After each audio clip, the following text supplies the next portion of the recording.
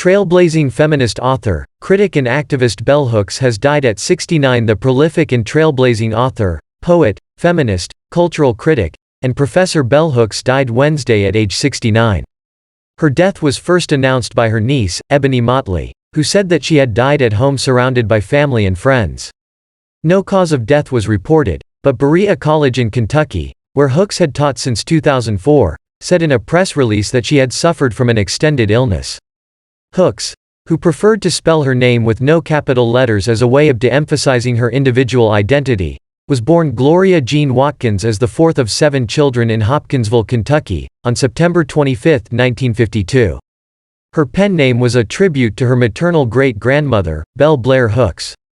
She attended segregated schools in her native Christian county, Kentucky, before earning her undergraduate degree at Stanford University in California, a master's degree in English at the University of Wisconsin and a doctorate in literature at the University of California at Santa Cruz. She taught at Stanford University, Yale University, Oberlin College in Ohio and the City College of New York before returning to Kentucky to teach at Berea College, which now houses the Bell Hooks Institute. The author of more than 36 wide-ranging books, Hooks published her first title, the poetry collection And There We Wept, in 1978. Her influential book Ain't I a Woman? Black Women and Feminism followed in 1981. 3 years later, her feminist theory, From Margin to Center, explored and criticized the feminist movement's propensity to center and privilege white women's experiences. Frequently, Hooks' work addressed the deep intersections of race, gender, class, sexuality and geographic place. She wrote about her native Appalachia, and growing up there as a black girl, in the critical essay collection Belonging, A Culture of Place, and in the poetry collection Appalachian Elegy, Poetry and Place. In a 2000 interview with All Things Considered, Hooks spoke about the life-changing power of love.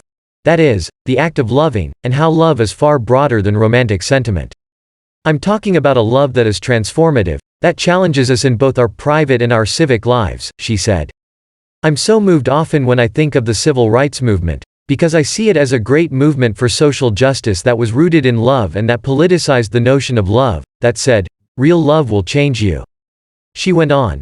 Everywhere I go, people want to feel more connected. They want to feel more connected to their neighbors.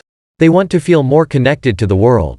And when we learn that through love we can have that connection, we can see the stranger as ourselves. And I think that it would be absolutely fantastic to have that sense of, let's return to kind of a utopian focus on love, not unlike the sort of hippie focus on love. Because I always say to people, you know, the 60s focus on love had its stupid sentimental dimensions, but then it had these life-transforming dimensions. When I think of the love of justice that led 3 young people, 2 Jews and 1 African American Christian, to go to the South and fight for justice and give their lives, Goodman, Cheney and Schwerner. I think that's a quality of love that's awesome.